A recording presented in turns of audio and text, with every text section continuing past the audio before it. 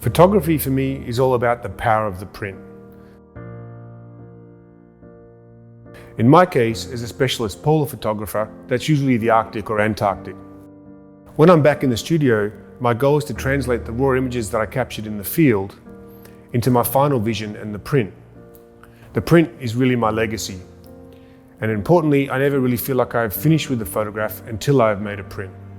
You know, what's important with printing paper is that you find something that works for your particular type of photograph. So in my case, I need something that's really going to translate the texture and tone of snow and ice extremely well, and really produce that fine detail, that crystal-like detail that I'm looking for.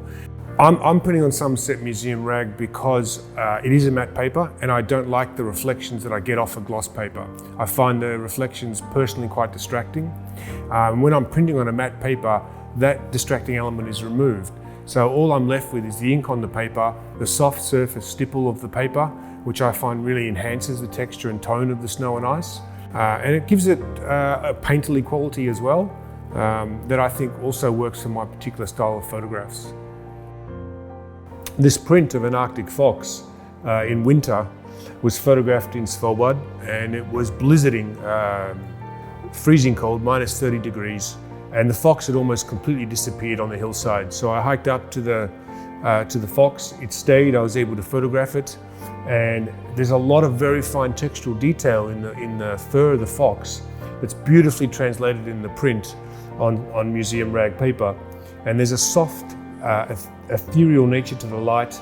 And there's a story here that, as you look, you see more and more in the print, and more is revealed in the gentle highlights. I want to print my work because the print is permanent. It's not really real until I've made a print. I mean, up until that point in time, it's just ones and zeros on a hard drive. And when I'm gone, I want my legacy to be the print. It's actually never been easier to print today with the technology that we have to go from capture to print and produce a fine art photograph in your own home and have control over the process from start to finish.